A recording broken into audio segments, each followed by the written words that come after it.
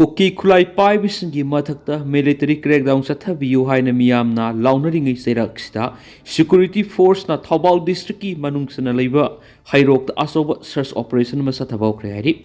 haribisi Thaubal district ki hairok mamang singi akoibida haujik masing yamlaba central force na helicopter amadi drone sijinaduna operation kana sathari operation asida vera commando sing phawba helicopter digi holakpa miyamna unaki loinana haujiksu hairoki mafam kyada masing yamlaba security force kya ma laktuna laidi hen pawmuna makhatari amaromdana 19 gr na makhata na sigumba bomb nongoi kaptuna Kuki na kablak libasi lephalani maduna makhata na resettlement ngasidigi hawalagani haina Kuki khulai paibising phab punbe action lokhatlagani haina thajba piram le haina phongdoragli handak turbung fogaksau Kuki militants ne landa khibiki matang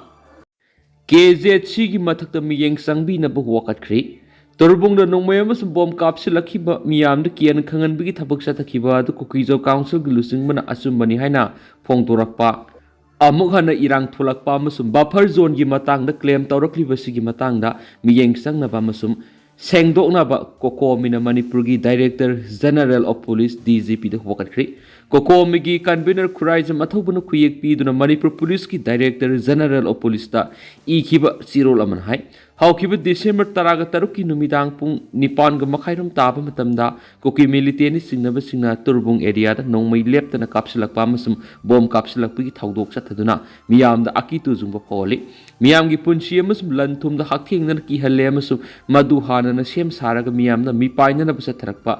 thawngni Sadhakiba landa adu leptana satharakpa khulai paibisingi landa adu gi manungsan mani amasum security fail oiba amasum khulai paibising adu lakshinba ngamdre heba mek singna tak heba wafam yauna phongdokhi thawdo adu gi matangna Kuki jo council gi lusingba ginja boljongna thokiba chirol aduna miyamna thawdo adu hena lumna laholi maki sirol aduna nongmay amasum bom kapsin badu sumle haina phongdok sabaga loinana makogi maral thaidoknaba miyam nungsidanaba thawhanba yaba warol sing phongdoktuna atopada maral siri PR lainga ki intelligence fail oide haibadu taklibra Manipur thuklibi irang asi sahi ani ga tha taretlom pharaklaba phawd barat lainga na loisinanaba lawpham thokpa Thaudang adu lauduna haujik phawba leiraklibani maduna haujik Manipur gi lengak sesan gi thaudang lauriba PR lengak na Manipur gi apunba saktam thugaina kana na lepa leitana hotnari haiba hiram asigi matang da intelligence ki oiba report sing yamna kupna lauduna pekhat pham thokpa ngak sien bigi thaba adu sapchana pekhat pham thokpani adubu hiram asigi matang da di PR lenga si fail oiba ga sa manabigi phibam da leiri haibasi handak Bisnupur district ki manungsana leiba turbung bangla GP da Kuki singna bom amadi nongmai kapsinduna landara khibaduna takli haina laubra laloidra haina khali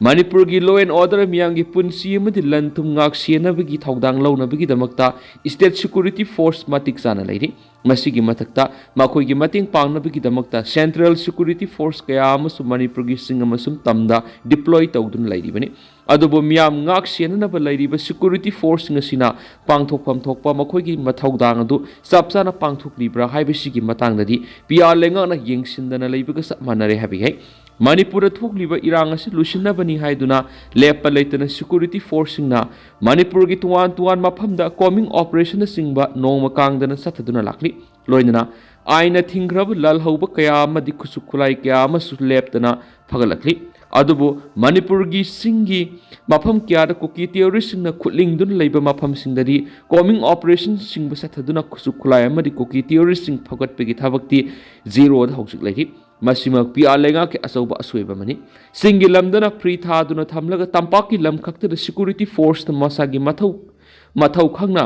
thabak pangthokla bra haibigi wahang ama miyamgi mafamdigi hangnaba horaklabani loinana penda bigi kholaw spark sana lawba horakliba si PR lenga na tapham thui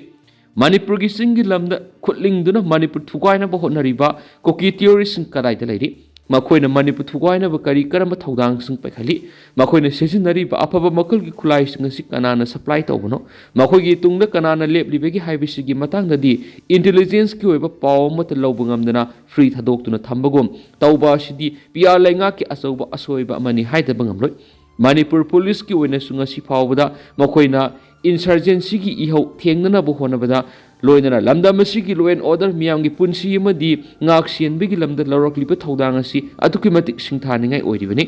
aduga Manipur Police ki manungda Commando Police haina lairiba sisu mathauna phabada mathau masakhangna pangthokpada maming chatlibani aduba haujik Manipur thugaina bo honariba apongbu yekna bo oiriba Kuki terrorist thengna bo honabadadi makhoigi makhong mukut punsinduna thambi khrabra haibigi wahang amat lakhi wahang asi laklibigi maramdi makhoi sakthok sauna sangsang launa laina Kuki terrorist na Manipur thugaina bulandarak matamda makhoi bu thengna bo lawphom to thaudang adu karigi lawba ngamdana lairibano Manipur miyamna phongna lawrakliba sini punama asigi mathakta Central Security Force singsu sing amasung tampaki mafam singda adumak lairi makhoigi intelligence ki weba hiram singdasu aduki matik thak wangna launaribani adubu makhoi laina Manipur thugaina honariba Kuki terrorist na handak Bisnupur district ki Torbung GP da Kuki terrorist na thauna phana nongmai amadi bomb nong subugum kapsilaktuna landara khibadu Central Security ki oina su intelligence fail oire takpani maram aduna pia lenga ki matam sida Kuki terrorist na landaning ba matam da landarak tu Manipur gi apun ba saktam thugaina ba hona bada mai pakhi ga dori bra haibigi singna ba ma Manipur miyam gi thamoi da phawri pia lenga na Manipur ngak sien bi hiram ga mari lainana intelligence ki hiram da fail oi bugum tawrakli ba si khwai digi hena lebuk thibani maduna Manipur gi singi mafam sing da lairiba Manipur thugaina ba hona riba terrorist na kari karamba plan tawi kari karama thabak paikhatli haibadu mangjumna khangdolaga Kuki terrorist Manipur gi laimai digi takthokina ba thabak mai pakna pangthokna ba hona phamthui loinana Manipur thugaina ba hona ba haibisi Bharat ki apun ba thugaina ba hona bani haibadu khanduna pia lenga na lokhom to thaudang adu launa ba hona Ukraine gi namak lanthena kiba Britain masama sai taraga humdoi kaisum sanga thamkhri Ukraine drone gi landa sathaduna Russia gi Rostov ta miyoi hum hatkri Ukraine gi Donetsk region da leiba Russia na khudum chansinba court amana British national amabu sahi taraga humdoi kaisum sanga thamnaba oil pikri British national CCL gi damak Russia amasum Ukraine gi lana sida Ukraine gi misang na leptuna lanthingna ba yaukiba miyoi ni hain Russia gi general prosecutor na phongdokri Donetsk region da leiba Supreme Court na Hayden Davis kawa British masa sibulaywa ni gi lana sida CL gi damak Ukraine gi misang na yauduna lan sokna bigi maralda sei taraga humdoi kaisum sangda thamna ba gorep laukibani haina prosecutor na thokpa warol amna phongdokri prosecutor sing na thadorakwa video amada British nationalist oiriba Hayden Davis na yotki sarang manungdagi court asina tarakpa wayel bu taduna lekhi translator gi kuthangda Hayden Davis na phongdokhibada mahakna Ukraine Poland gi sangsilakhibaga loinana Poland gi sangsilakhibaga loinana Russia ga lanthingna bagi damak Ukraine na mangon thamada dollar songa pikhiyari